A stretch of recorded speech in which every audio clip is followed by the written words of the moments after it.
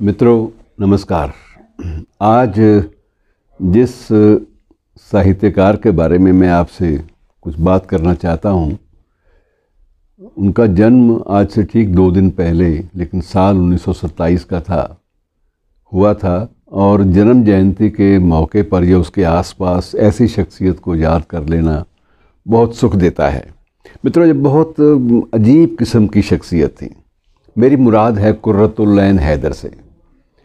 कुर्रतुल-ऐन हैदर को स्नेह के साथ, बड़े प्यार के साथ उनके समकालीन और उनके बाद के लोग उनको ऐनी आपा के नाम से भी उनसे परिचित हैं, उनको जानते हैं। तो ऐनी आपा का जन्म अलीगढ़ में हुआ था, लेकिन उसके बाद लंबे अरसे तक वो अदब की खिदमत से जुड़ी रहीं और बहुत देर तक वहाँ पढ़ाती भी रहीं, यूनिवर्सिटी में अदब डिपार्टमेंट भी रहीं, प्रोफेसर भी रहीं। और जब ये विभाजन का वक्त आया 1947 का, तब वो सपरिवार का मतलब ये खुद तो शादीशुदा नहीं थी, लेकिन बाकी जो दीगर जो मेंबरान थे परिवार के, इनके चचेरे भाई या मौसेरे भाई या जो भी परिवार में था उन दिनों में, वो सभी लोग एक साथ पाकिस्तान में चले गए। लेकिन वहाँ जाके इनको एहसास हुआ कि ये मुल्क मेरे जैसे अदीबों और अदब नवाज़ों के लिए तो नहीं बना। मित्रों, सबसे बड़ी जो घटना वहाँ पर घटी वो ये थी कि इन्होंने एक उपन्यास लिखा आग का दरिया के नाम से, जो पूरी दुनिया में कहीं रिवर ऑफ फायर के नाम से और कहीं किसी और नाम से, क्योंकि इसका लगभग 16 ज़बानों में, 16 भाषाओं में तर्जुमा हो चुका है। जब वो उपन्यास आया तो उसका कैनवस इतना बड़ा था कि आप अंदाज़ा शायद न लगा सकें। मित्रों, एक ही उपन्यास में, जिसको कई क्रिटिक्स ने, कई आलोचकों ने, कई समीक्षकों ने उसको इतिहास पर आधारित उपन्यास की भी संज्ञा दी है। ईसा से लगभग 300-400 बरस पहले से वो शुरू होता है, गौतम नीलांबर। और वही गौतम नीलांबर दत्त जो है वो धीरे धीरे अपना सदियों का सिलसिला पार करते हुए वो भारत पाक विभाजन और उसके बाद की जो ज़िंदगी है, जिस पूरे उपमहाद्वीप की, पूरे मुआशरे की, वहाँ तक चला आता है। अब ये अंदाज़ा लगाइए कि इतने बड़े कैनवस पर कोई उपन्यास लिखना कैसे मुमकिन है। उसमें इतिहास के वो प्रसंग भी हैं, मौर्य काल के भी, और मौर्य काल से लेकर जिन्ना काल और गांधी काल तक के जो संस्मरण हैं, जो घटनाएं घटी, उन घटनाओं का जो साहित्यिक स्वरूप है, अदबी जो शक्ल सूरत है, उसको देने का काम ऐनी आपा ने आग का दरिया के माध्यम से किया था। ये उपन्यास पाकिस्तान में छपा था, वहीं लिखा गया।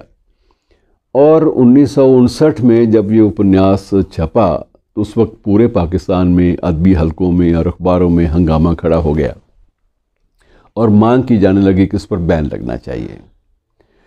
तो ये बहस बड़ी लंबे अरसे तक चली।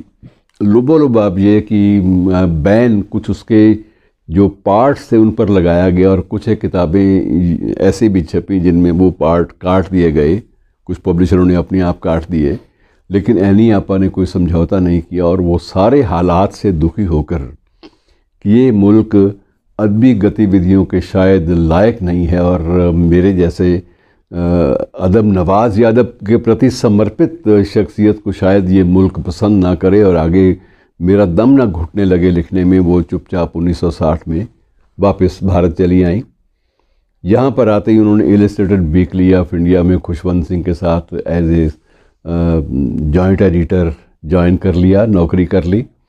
और उसके बाद एक साहित्यिक मैगज़ीन निकलती थी। मित्रों, जो साहित्य के क्षेत्र के जो अध्येता हैं, जो पढ़ने लिखने वाले हैं, उनको तो शायद याद हो, लेकिन बाकी लोगों को याद नहीं होगी। उस पत्रिका का भी जिक्र पूरे दुनिया में, पूरे विश्व में होता था। वो थी इम्प्रिंट, और द इम्प्रिंट नामक इस पत्रिका की संपादक, प्रधान संपादक भी कुर्रतुल-ऐन हैदर रहीं। सबसे बड़ी बात आग का दरिया है। मेरी गुजारिश है कि कभी मौका मिले तो कुछ एक पन्ने पढ़ डालिएगा। आपको मालूम होगा कि पूरे के पूरे इस भारतीय उपमहाद्वीप का जो परिवेश है, जो सांस्कृतिक, जो कल्चरल परिवेश है, वो कहाँ से शुरू होता है, कहाँ तक चला जाता है। और ज़िंदगी में ये इतना ज़्यादा रिजर्व रहती थी, इनके अंतिम जो दिन थे वो नोएडा में कटे। नोएडा के जिस 21 सेक्टर में मैंने एक बार कोशिश भी की, मैं इनसे मुलाकात के लिए भी गया, वक्त लेकर गया, बाकायदा कुछ एक बातें हुई आग का दरिया के बारे में, कुछ एक मेरे अपने सवालात थे, मेरी अपनी जिज्ञासाएँ थी जो मैंने शांत की। और इस शख्सियत ने बड़े आराम के साथ मुझे समझाया कि ये तुम तो समझ पाओगे मैं जो कहना चाहती हूँ कि संस्कृति जो है, कल्चर, ये बिल्कुल अलग चीज़ है। जब भी आप मज़हब के साथ इसको जोड़ोगे तभी तकलीफ़ें शुरू हो जाएंगी। उन्होंने ज़्यादा इसके बारे में कुछ भी कहना मुनासिब नहीं समझा। उन्होंने कहा कि इसमें फिर कोई बवाल, मैं नहीं चाहती कि मैं जिस उम्र के जिस मोड़ पर हूँ वहाँ फिर कोई बवाल मचे। और मित्रों, सबसे बड़ी बात ये थी कि इतनी चर्चित शख्सियत होने के बावजूद जब मैंने वहाँ के नोएडा के उस सेक्टर में जाके इनके बारे में कुछ जानकारी हासिल करने की कोशिश की तो कोई इनको एज ए राइटर नहीं जानता था। इतने अपने आप में रिज़र्व रहती थी। अपने फ्लैट से बाहर कोई नहीं जानता था, पड़ोसी भी नहीं जानते थे कि इतनी बड़ी सेलिब्रिटी हैं जिनकी पूरी दुनिया जिनकी वाकिफ़ है और जिनको बड़े अदब के साथ पढ़ा जाता है, जिन पर चर्चा होती है, और ये बड़ी बुलंद शख्सियत की मालकिन है। लेकिन इन्होंने ज़्यादा कभी अपने आप को एक तमाशा नहीं बनने दिया। हालांकि साहित्य के क्षेत्र में इनको कई अवार्ड मिल चुके थे। साहित्य अकेडमी का अवार्ड मिला। इनकी किताब थी शायद मेरे ख्याल में आखिरी शब के हम सफ़र, जिसे आप निशांत के सहयात्री के नाम से भी आप याद कर सकते हैं क्योंकि हिंदी में भी छपी। और आग का दरिया तो खैर इनकी चर्चित पुस्तक थी ही। बाकी इनको ज्ञानपीठ का अवार्ड भी मिला, साहित्य अकेडमी का मिला, सरकार ने पद्मश्री भी दिया और उसके बाद पद्म भूषण भी दिया गया, जो कि देश का तीसरा सबसे बड़ा अवार्ड होता है। ऐसी शख्सियत बड़ी गज़ब की होती। वहाँ पर एक सड़क का नाम भी इनके नाम के साथ जोड़ा गया।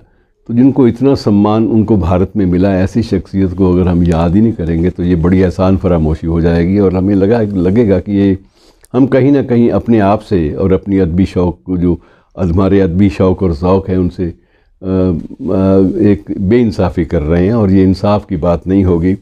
उनकी जो बाकी जो किताबें बहुत चर्चित रहीं, उनमें सीता हरण नाम से भी एक पुस्तक थी।